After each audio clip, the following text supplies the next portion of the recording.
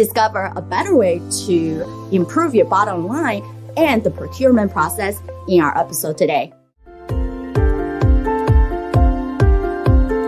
Welcome to Provider's Edge, the podcast that helps healthcare entrepreneurs and innovators break down barriers and control their business, life, and future with valuable action steps. With me, your host, Sabrina Runbeck, a recovered clinician and a business deal catalyst. Let's rewrite the rules and create a positive social impact while increasing your profitability. Hi, everyone. Today, we have Luca Yankopoulos, CEO and co-founder of Grapevine. He is an entrepreneur with a track record of innovation and consistent delivery in the healthcare industry. The innovative solution built by Luca and his team allows Grapevine clients to save up to 84% on the cost of the medical supplies, shaving off over 90% of their order time, and work with multiple vendors, all while increasing the velocity of their procurement and deliveries. Thank you so much for joining us, Luca. Thank you so much for having me, Sabrina. I'm a huge fan of the show, and I'm very excited to be on this side of the microphone today. Yay, I'm glad of that. I always, I'm not sure whether I should be surprised or not when people come on the show. It's like, yeah, I've been listening. I've been checking you out. I'm like, oh, that makes my heart feels great.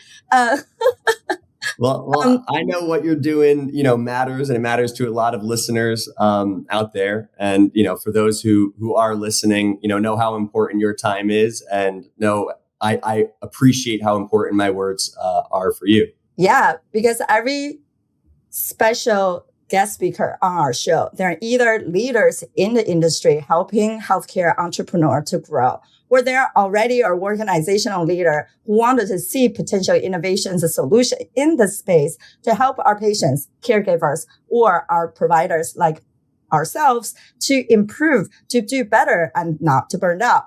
And of course, no matter what, healthcare is still a business. There's still an investment and the output. So we all come together to say, how do we solve the delivery of healthcare as well as keeping us in the state that we can actually have enough revenue, be more productive, and be able to enjoy all the work that we do.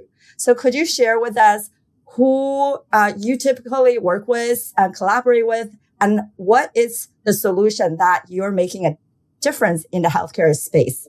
Absolutely. And I couldn't agree more that healthcare providers, have their hands full between patient care, for practice owners or independent practice owners. They're dealing with the financials, the business ownership aspect, even things like, marketing and media management, right? So there's a lot to balance there. And our business focuses on those independent practices. So either single physician practices, or more often our sweet spot is really physician groups, a few locations, specialties that include, oncology, dermatology, cardiology, where medical supply costs are a real burden, right? For other specialties, they're not as much of a burden. But yeah, Grapevine, for these sort of physician groups, multi-location practices, Grapevine's an AI-powered supply chain consultant for those independent, physician groups. And what I guess I mean by that is, like I said, healthcare is complicated, and owning a healthcare business is even more complicated. When you're dealing with and trying to prioritize things like patient care, supply chain management can sort of fall to the wayside. And that's where we come in. Supply costs are often 10, 20% of a practice's, overall expenditure. And Grapevine, acting as an AI-powered supply chain consultant, is going to help you lower those costs by 50, 80, 85% in some cases. There's some more details I can get into on how we do that, but I guess, yeah, that's the high level bird's eye view of what we're doing. Exactly. Every business needed to pinpoint a solution that's helping to improve the system. And you guys are able to identify that solution by tapping into the 20% cost into supply chain and make that more smoother and be able to save costs. I believe is as you're saying, through technology, right? Everyone is looking into how AI can help us in healthcare. And we know there are solutions. Now it's really you guys being in open for how many years now? We actually only launched last Janujanuary. We're a pretty new business. Yeah. Your new business, tapping into the nuances of what technology marriage with healthcare and bringing solutions. And you're growing pretty well, as we were talking about right before the show. So are you guys in, how much funding have you raised? And then what are some of the milestones that you have achieved so far? Yeah, absolutely. So probably our platform went live to the public last January. And about 6 to 8 months before that, we were fortunate to receive funding first from my university, my alma mater, the University of Pennsylvania. They awarded us this President's Innovation Prize for the number one startup idea of graduating seniors that want to make a positive impact on the world. So they really started the snowball of fundraising for us, giving us $250,000 of non-equity funding and introducing us to a bunch of angel investors and venture capital partners. And we rolled that up into raising a few $1,000,000. And from there, built out our software and launched the platform that it is today. Just 8 months after the fact. From there, we've been, growing fast. Launch was definitely our biggest milestone. I think more than 50% of startups in America actually fail before they get to a launch, which is a crazy stat. And then from there, we, had a few small customers and really spent some time puttering around, figuring out what the best sort of approach, both in connecting with people's problems, but also solving those problems, right? So our initial launch of Grapevine wasn't the most valuable thing for physicians, for, business owners of healthcare practices, but we slowly sort of dissected the situation and came to understand the real problems that, these physician groups faced. And we're able to build smarter and smarter solutions. We're releasing new versions of our software every 2 weeks since our launch to today. So we're constantly iteratively improving. And we do that with an ear to the wall. We listen and interview all of our, users, the healthcare practices, as often as they're willing to, talk to us. We want to hear about what doesn't work, what's the most valuable thing that Grapevine's offering them, why they're here, and how we can improve it. And then we show them sort of mock-ups and designs of the things that we're building and ask them for feedback before going out and developing it. So I'm very excited. Next Wednesday is our next release, and we're releasing a whole slew of new tools for, for a new sort of business type that is joining Grapevine. So we're pretty excited about that. But yeah, we're managing today over $12 million of spend per year annualized. So people are purchasing more than $12 million of medical supplies in over the course of a 12-month period, and they're doing that through Grapevine. And Grapevine's really built on two foundational principles. I guess, like, for one, this aspect of procurement is a laborious burden for a lot of practice administrators, right? The idea of, well, either they're going to just buy everything from McKesson because McKesson has everything you need, or, as physicians know better than anyone, specializing matters, right? Like, a primary care physician isn't going to be able to treat an oncology patient the same way that an oncology specialist is. And that example sort of stretches all through the supply chain. There isn't any one supplier that is going to be the best at delivering to you or giving you the best price on all possible products, drugs, medical devices that you need. It's important to find specialized partners to work with in the supply chain. But like I said, that's a laborious burden for practice administrators. Managing 10, 20 different vendors takes more effort, right, from the person ordering supplies than managing one. Analyze the best price or what to do when there's a back order. It's a burden, right? And it takes time and effort is money at the end of the day for these businesses. So that's where we come in, right? We help you sync all of your vendors into one purchasing platform. So you log into Grapevine, it's totally free. And you link your Henry Schein account, you link your Medline account, you link your McKesson account. And now your shopper or practice admin is able to side. They can pull up the same product manufactured by Beck and Dickinson and resold by all three parties, and see which one's going to have the fastest delivery time, the lowest price, and really cater things to their purchasing needs. But that's not really where we stop. That's really just where we start. So linking in all of your vendors to analyze the best options within your vendor network, or even gain the ability to bring on new vendors and manage them more easily. That's sort of part one. We call that e-procurement, electronic procurement. And part two is really this idea of a market cloud or a marketplace, right? So beyond the vendors that you already work with, we've got a network similar to a GPO of hundreds of different specialty vendors, the ones that actually sell to McKesson, the ones that sell to Henry Schein. And we make those directly available to you and instantly purchasable supplies. So you can sort of cut out the big middleman and his markup, that middleman being McKesson, where there's an opportunity to save money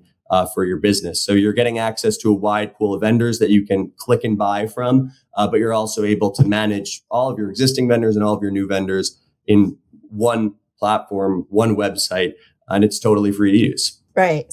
What you're saying is, how do we make operational efficiency the best way? It's about integration. It's about connecting all the dots and not going through 10 different sources and still don't know that each of them have their own workflow. So when you bring everything into one workflow, it's much easier.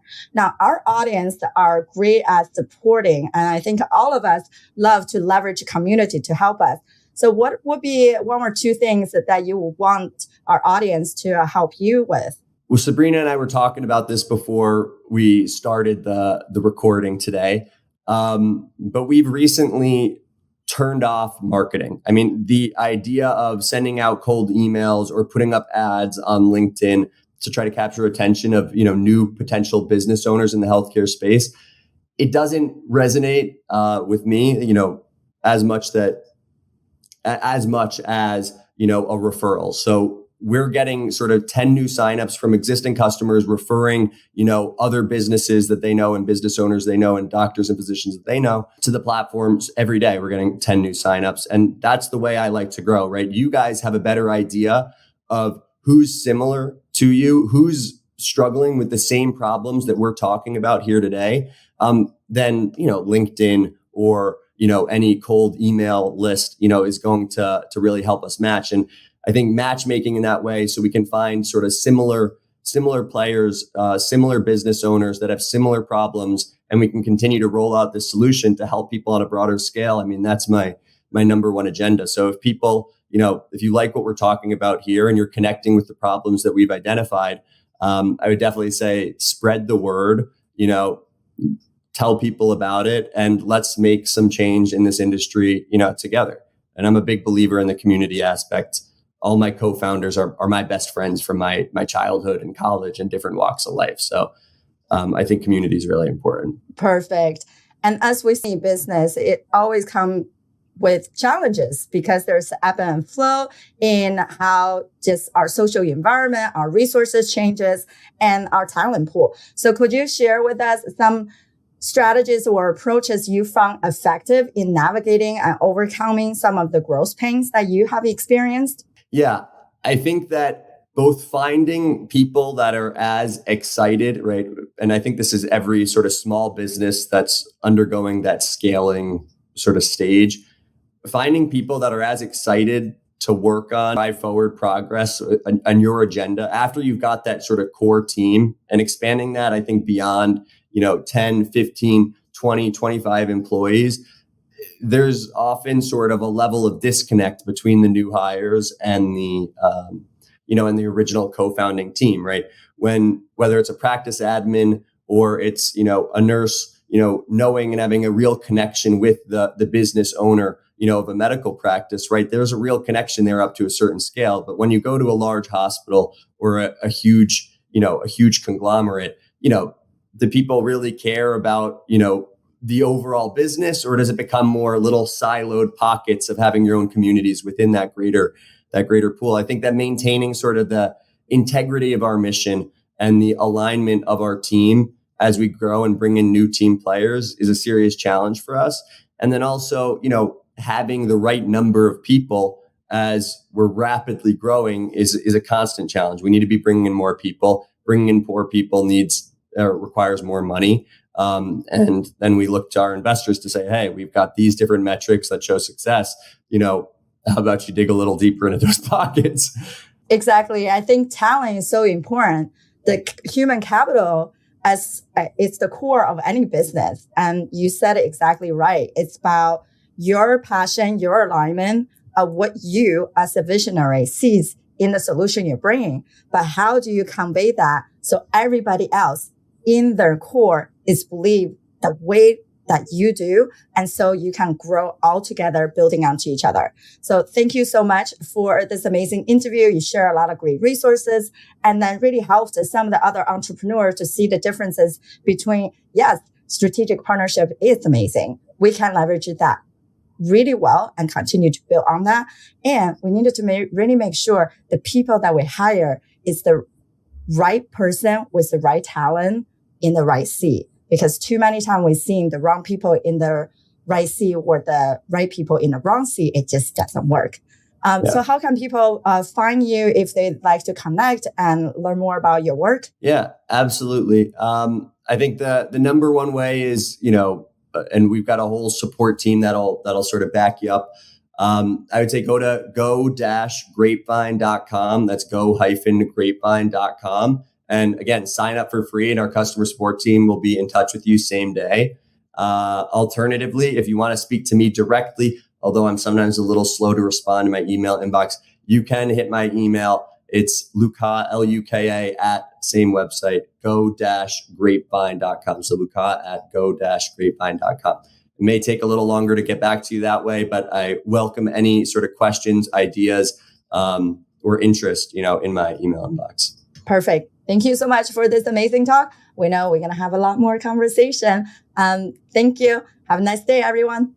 Thanks, Sabrina. Bye.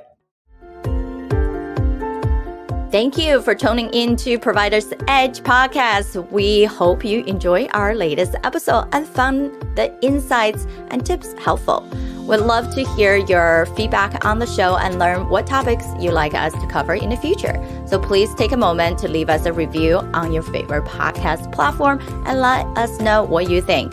Your feedback is essential to help us improve the show and provide you with the content you need to take your healthcare business to the next level. Thank you for your support, and we look forward to hearing from you soon.